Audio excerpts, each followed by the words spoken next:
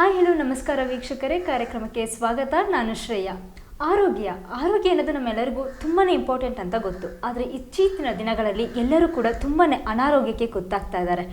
ಯಾರು ಕೇಳಿದ್ರು ಮಂಡಿ ನೋವು, ತಲೆನೋವು, ಅದು ನೋವು, ಇದು ನೋವು ಅಂತ ತುಂಬಾ ರೀಸನ್ಸ್ ಹೇಳ್ತಿದ್ದಾರೆ. ಅದಕ್ಕೋಸ್ಕರ ನಾನಿವತ್ತು ಒಬ್ಬರು ಡಾಕ್ಟ್ರನ್ನ ಹುಡ್ಕೊಂಬಂದಿದ್ದೀನಿ. ಯಾರು ಅಂತ ಯೋಚನೆ ಮಾಡ್ತಾ ಇದ್ದೀರಾ? ಹೇಳ್ತೀನಿ. ಆಯುರ್ವೇದಿಕ್ ಡಾಕ್ಟರ್, ಆಯುರ್ವೇದಿಕ್ ಪಂಡಿತರಾದಂತಹ ಮುನಿಸ್ವಾಮಿ ಅವರು ಇವತ್ತು ನಮ್ಮ ಜೊತೆ ಇದ್ದಾರೆ. ಬನ್ನಿ ಅವರನ್ನ ಕಾರ್ಯಕ್ರಮಕ್ಕೆ ಸ್ವಾಗತಿಸೋಣ, ಒಂದಿಷ್ಟು ವಿಚಾರಗಳನ್ನು ತಿಳ್ಕೊಳ್ಳೋಣ. ನಮಸ್ತೆ. ನಮಸ್ತೆ ಅಮ್ಮ. ಕಾರ್ಯಕ್ರಮಕ್ಕೆ ಸ್ವಾಗತ ಸರ್. ನಮಸ್ತೆ ಅಮ್ಮ. ಕಾರ್ಯಕ್ರಮಕ್ಕೆ ತಮಗೆ ಆತ್ಮೀಯವಾದಂತಹ ಸ್ವಾಗತ. ನಮಸ್ತೆ ಅಮ್ಮ. ಹೇಗಿದ್ದೀರಾ? ಆರಾಮಿದ್ದೀನಮ್ಮ. ಎಸ್, ಆವಾಗಲೇ ಹೇಳಿದೆ, ಇತ್ತೀಚಿನ ದಿನಗಳಲ್ಲಿ ಎಲ್ಲರೂ ಕೂಡ ತುಂಬಾ ಅನಾರೋಗ್ಯಕ್ಕೆ ಗೊತ್ತಾಗ್ತಿದ್ದಾರೆ. ಸೊ ಇದಕ್ಕೆ ಏನು ರೀಸನ್ ಅಂತ ಹೇಳ್ತೀರಾ? ಅಮ್ಮ, ಈಗ ಒಂದು ಕಾಲದಲ್ಲಿ ಆರೋಗ್ಯ ಅನ್ನೋದು 100 ವರ್ಷ, 120 ವರ್ಷ, 130 ವರ್ಷ ಬದುಕುಳಿತಿದ್ರು ಜನ. ಹೌದು. ಈಗ 60 ವರ್ಷ, 50 ವರ್ಷ, 75 ವರ್ಷ ಅಂದರೆ ಹೆಚ್ಚೆಚ್ಚು. ಹೌದು. ಇದಕ್ಕೆ ಮೂಲ ಉದ್ದೇಶ, ಮೂಲ ಕಾರಣ ನಮ್ಮ ಆಹಾರ ಮತ್ತು ನಮ್ಮ ಜೀವನ ಶೈಲಿ. ಈಗ ಎಲ್ಲದರಲ್ಲೂ ಕಲುಷಿತ ಆರೋಗ್ಯ ಆಗಿದೆ. ಒಂದು ತರಕಾರಿಗಳಲ್ಲಿ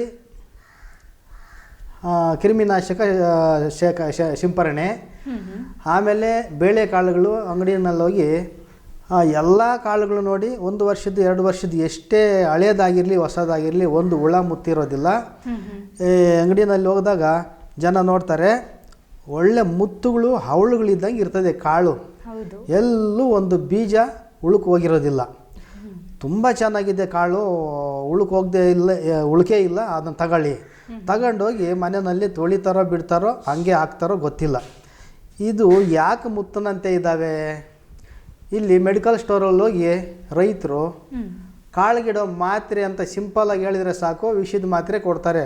ಒಂದು ಬಟ್ಟೆನಲ್ಲಿ ಗಂಟು ಕಟ್ಟಿ 100 kg ಮೂಟೆ ಕಾಳು ಮಧ್ಯದಲ್ಲಿ ಆ ಮಾತ್ರೆನ ಇಟ್ಟರೆ ಆದ್ರ ವಿಷ ಮೂಟೆ ಕಾಳಿಗೆಲ್ಲ ಸ್ಪ್ರೆಡ್ ಆಗಿ ಆ ವಿಷ ತುಂಬ್ಕೊತೈತೆ ಕಾಳಲ್ಲಿ, ಒಂದು ಹುಳನೂ ಮುತ್ತಲ್ಲ.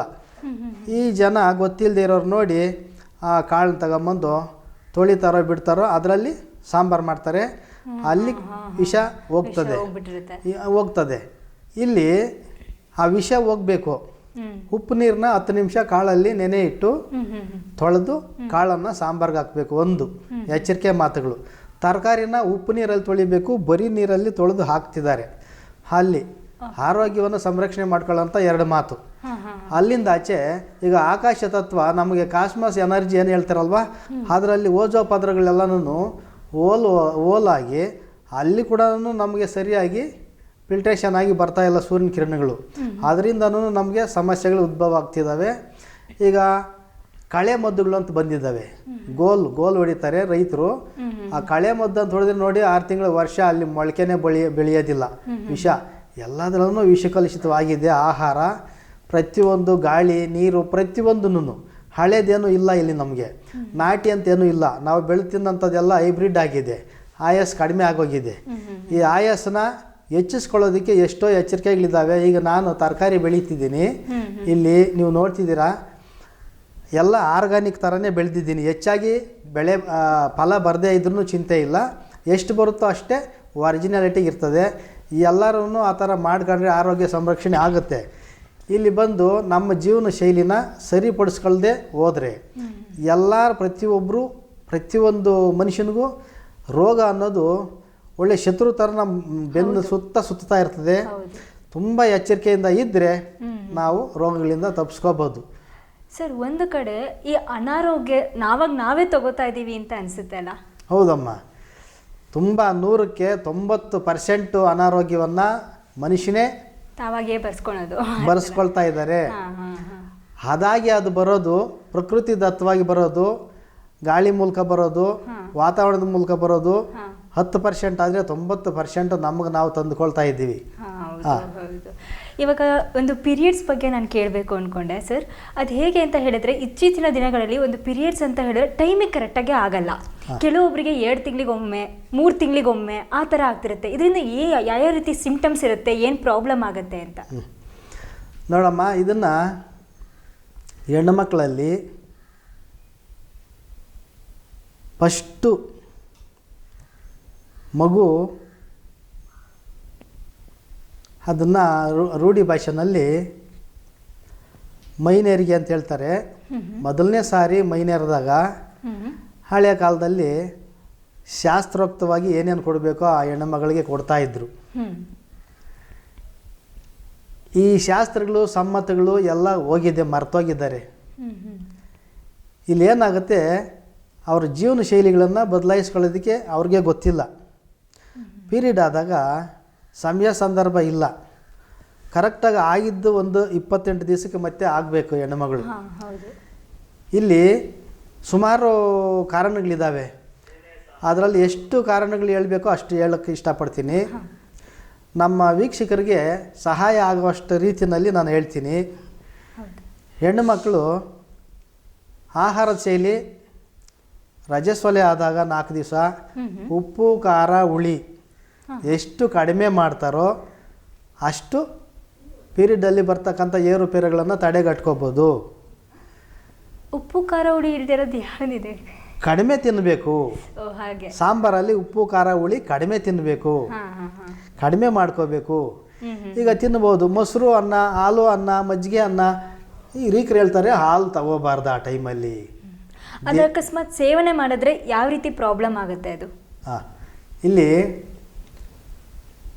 ಉಪ್ಪು ಜಾಸ್ತಿ ತಿಂದರೆ ಬಿ ಪಿ ಬರ್ತದೆ. ಬಿ ಪಿಯಿಂದ ಬ್ಲಡ್ ಪ್ರೆಷರ್ ಆಗ್ತದೆ. ಬ್ಲಡ್ ಪ್ರೆಷರ್ ಆದಾಗ ಈಗ ನಾವು ಪಾತ್ರೆಯಲ್ಲಿ ನೀರಿಟ್ಟು ತಳಗಡೆ ಬೆಂಕಿ ಇಟ್ಟರೆ ಯಾವ ಥರ ಕುದೀತೈತೋ ಆ ಥರ ನೀರಿನ ಅಂಶ ಡ್ರೈ ಆಗುತ್ತೆ. ಇಲ್ಲೇನಾಗುತ್ತೆ, ಬಾಡಿ ವೈರೇಷನ್ ಆಗುತ್ತೆ. ಉಪ್ಪು ಕಡಿಮೆ ತೊಗೊಂಡ್ರೆ ಯಾವುದೂ ಸಮಸ್ಯೆ ಇರಲ್ಲ. ಖಾರ ಜಾಸ್ತಿ ತಗೊಂಡ್ರೂ ಅಷ್ಟೇ, ಹುಳಿಗೆ ಜಾಸ್ತಿ ತಗೊಂಡ್ರು ಅಷ್ಟೇ. ಉಪ್ಪು ಖಾರ ಹುಳಿ ಶರೀರಗಳನ್ನು ಕೆಡಿಸೋಂಥ 3 ವಸ್ತುಗಳು. ಇಲ್ಲಿ 6 ರುಚಿಗಳಲ್ಲಿ 3 ಪ್ರಧಾನವಾದ್ದು. 6 ರುಚಿಗಳು ಉಪ್ಪು ಖಾರ ಹುಳಿ ಒಗರು ಕಹಿ ಸಿಹಿ. ಇಲ್ಲಿ ಸಿಹಿನ ಕಹಿನ ಒಗರನ್ನ ನಾವು ತಗೋಬಾರ್ದು ಅಂತೇನಿಲ್ಲ, ಪತ್ತೆ ಇಟ್ಟಿಲ್ಲ. ಅದು ಒಳ್ಳೆಯದು ಶರೀರಕ್ಕೆ. ಅದನ್ನೇ ಕಡಿಮೆ ಮಾಡಿದ್ದಾರೆ. ಯಾವುದು? ಒಗರನ್ನ ಕಹಿನ ಕಡಿಮೆ ಮಾಡಿದ್ದಾರೆ, ಉಪ್ಪು ಖಾರ ಹುಳಿನ ಜಾಸ್ತಿ ಮಾಡಿದ್ದಾರೆ. ಪೀರಿಯಡ್ಸ್ ನಾರ್ಮಲ್ ಕರೆಕ್ಟಾಗಿ ಬರಬೇಕಾದ್ರೆ ಈ 3 ಕಡಿಮೆ ಮಾಡಿಕೊಂಡು ಅಲ್ಲಿಂದ ಆಚೆ ಪೀರಿಯಡ್ ಸಮಯದಲ್ಲಿ ಹೆಚ್ಚಾಗಿ ಓಡಾಡೋದು, ಬಿಸಿಲಿಗೆ ಹೋಗೋದು, ಶರೀರ ದಣಿಯೋದು ಇದೆಲ್ಲ ಮಾಡುವಂಗಿಲ್ಲ. ರೆಸ್ಟಲ್ಲಿ ಇರಬೇಕು. ಈಗ ಸಮಸ್ಯೆ ಇಲ್ಲದೆ ಇರೋರು ಅಕಸ್ಮಾತ್ ಆಫೀಸ್ ವರ್ಕು ಅದು ಇದು ಇದು ರನ್ನಿಂಗ್ ರೇಸ್ ಆಗೋಗಿದೆ. ಯಾರು ನಿಂತು ಜೀವನ ಮಾಡೋಕ್ಕಾಗಲ್ಲ, ರನ್ನಿಂಗ್ ರೇಸ್ ಆಗಿ ಕೂತಿದೆ. ಹಾಗಾಗಿ ಕೂತ್ಕೊಳ್ಳಿ ಅಂತ ಎಲ್ಲರಿಗೂ ಹೇಳೋಕೆ ಆಗೋದಿಲ್ಲ. ನಾವು ಯಾರಿಗೆ ಹೇಳಬೇಕು? ಸಮಸ್ಯೆನಲ್ಲಿರೋರಾದ್ರೂ ರೆಸ್ಟಲ್ಲಿರಿ, ರೆಸ್ಟಲ್ಲಿರಿ. ಅದು ಮಾಮೂಲಿ ಆಗೋ ತನಕನಾದ್ರೂ ಒಂದು ಪೀರಿಯಡ್ 2 ಪೀರಿಯಡು 3 ಪೀರಿಯಡ್ ಅಲ್ಲಿ ತನಕನಾದ್ರೂ ರೆಸ್ಟಲ್ಲಿರಿ ಅಂತ ಹೇಳ್ತೀವಿ. ಆ ಸಂದರ್ಭದಲ್ಲಿ ಹೆಚ್ಚಾಗಿ ಹೋಗುವಂಥದ್ದು ಇದ್ದಾಗ ಈಟ್ ಪದಾರ್ಥನ ಕಡಿಮೆ ಮಾಡಿ. ಸಮಯಕ್ಕೆ ಮುಂಚೆ 28 ದಿವಸಕ್ಕಿಂತ ಮುಂಚೆನೇ ಆದರೆ ನಾವೇನು ಮಾಡ್ತಿದ್ದೀವಿ? ಸಮಯ ಸಂದರ್ಭ ಏನೂ ಇಲ್ಲ, ಅದ್ರ ಮೇಲೆ ನಿಗಾ ಇಲ್ಲ. ನಾವು ಮಾಡೋಂಥ ಜೀವನ ಶೈಲಿದ ಮೇಲೆ ನಿಗಾ ಇಟ್ಟಿಲ್ಲ. ಯಾವಾಗ ಜಾಸ್ತಿ ಆಗುತ್ತೋ ಪೀರಿಯಡು, ಹೀಟ್ ಜಾಸ್ತಿ ಆಗಿದೆ. ಕಡಿಮೆ ಯಾವಾಗ ಆಗುತ್ತೋ ಕೋಲ್ಡ್ ಆಗಿದೆ. ಕೋಲ್ಡ್ ಕಡಿಮೆ ಆಗೋಕ್ಕೂ ಇನ್ನೊಂದು ರೀಸನ್ ಏನಿದೆ, ರಕ್ತ ಕಡಿಮೆ ಇದೆ, ಕಡಿಮೆ ಆಗುತ್ತೆ ಬ್ಲೀಡಿಂಗು. ಪ್ರತಿ ಮುಟ್ಟಿಗೂ 50 ಗ್ರಾಮು ನಿಗದಿ ಇದೆ, ಆ ಲಿಮಿಟ್ ಇದೆ. ಆ ಲಿಮಿಟಲ್ಲೇ ಹೊರಗಡೆ ಅದು ಕೆಟ್ಟದ್ದು ಹೊರಗಡೆ ಹೋಗಬೇಕು. ಇದು ಫಸ್ಟು ಗರ್ಭಕೋಶದ ಸಮಸ್ಯೆಗಳು ಉದ್ಭವ ಆಗೋದಕ್ಕೆ ಪೀರಿಯಡೇ ಮೂಲ. ಆ ಪೀರಿಯಡು ಕರೆಕ್ಟಾಗಿ ಇತ್ತು ಅಂದರೆ ಗರ್ಭಕೋಶದಲ್ಲಿ ಯಾವುದೇ ಸಮಸ್ಯೆ ಬರೋದಿಲ್ಲ. ಈಗ ದೇವಸ್ಥಾನದಲ್ಲಿ ಗರ್ಭಗುಡಿ ದೇವರುಗಳಿಗೆ ಎಷ್ಟು ಮುಖ್ಯನೋ, ಹೆಣ್ಣು ಮಕ್ಕಳಿಗೆ ಅವರ ಜೀವನ ಪೂರ್ತಿ ಗರ್ಭಕೋಶ ಅಷ್ಟೊಂದು ಶುದ್ಧವಾಗಿ, ಅಷ್ಟೊಂದು ಪ್ರಧಾನವಾಗಿ, ಅಷ್ಟೊಂದು ಮುಖ್ಯವಾಗಿ ಇರ್ತಕ್ಕಂಥ ಅಂಗ. ಅದಕ್ಕೆ ಮೂಗಿಗೆ ನೆಗಡಿ ಯಾವ ಥರ ಹಿಡಿಯುತ್ತೋ ಅದೇ ಥರನೇ ಸ್ರಾವ ಇರುತ್ತೆ. ಭಗವಂತ ಸೃಷ್ಟಿ ಸ್ರಾವ ಇರುತ್ತೆ. ಆ ಸೃಷ್ಟಿ ಸ್ರಾವದಲ್ಲಿ ನಾವು ನಿಗಾ ವಹಿಸಬೇಕು.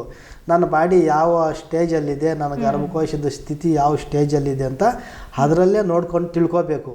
50 ಗ್ರಾಮು ನಿಗದಿ ಇದೆ, ಅದಕ್ಕಿಂತ ಜಾಸ್ತಿ ಹೋಗ್ತಿದ್ಯಾ, ಕಡಿಮೆ ಹೋಗ್ತಿದ್ಯಾ, ನಿಗಾ ವಹಿಸ್ಕೊಂಡು ಮನೇಲಿ ಇರ್ತಕ್ಕಂಥ ದೊಡ್ಡವ್ರನ್ನ ತಾಯಂದ್ರಿಗೆ ಹೇಳಿ ಈ ಥರ ಇದೆ ನನ್ನ ಸಮಸ್ಯೆ ಅಂತ ಮುಜುಗರ ಪಟ್ಕೊಂಡು ನಾಚಿಕೆ ಪಟ್ಕೊಂಡಿದ್ರೆ ಸಮಸ್ಯೆ ದೊಡ್ಡದಾಗುತ್ತೆ. ದೊಡ್ಡದಾಗೋಕ್ಕಿಂತ ಮುಂಚೆ ಮನೇಲಿರೋ ದೊಡ್ಡವ್ರನ್ನ ತಿಳಿಸ್ಬೇಕು. ಅವ್ರಿಗೆ ಗೊತ್ತಿದ್ದ ಹಾಸ್ಪಿಟ್ಲಾಗಲಿ ಪಂಡಿತರಾಗಲಿ ಮನೆಯಲ್ಲೇ ಮಾಡ್ಕೋಬೋದು. ನೀವು ಯಾವುದನ್ನ ಯಾವ ಥರ ಮಾಡ್ಕೋಬೇಕು ಅಂತ ಕೇಳಿದ್ರೆ ನಾನು ವೀಕ್ಷಕರು ಕೆಲವೊಬ್ಬರಿಗೆ ಹೇಳ್ತಾರೆ ನೀನು ಸಿಹಿ ಜಾಸ್ತಿ ತಿನ್ನು ಅವಾಗ ನೀನು ಕರೆಕ್ಟ್ ಟೈಮಿಗೆ ಪೀರಿಯಡ್ಸ್ ಆಗುತ್ತೆ ಅಂತ ಹೇಳ್ತಾರೆ. ಇದು ನಿಜನಾ? ಇಲ್ಲಿ ನಮ್ಮ ಅನುಭವ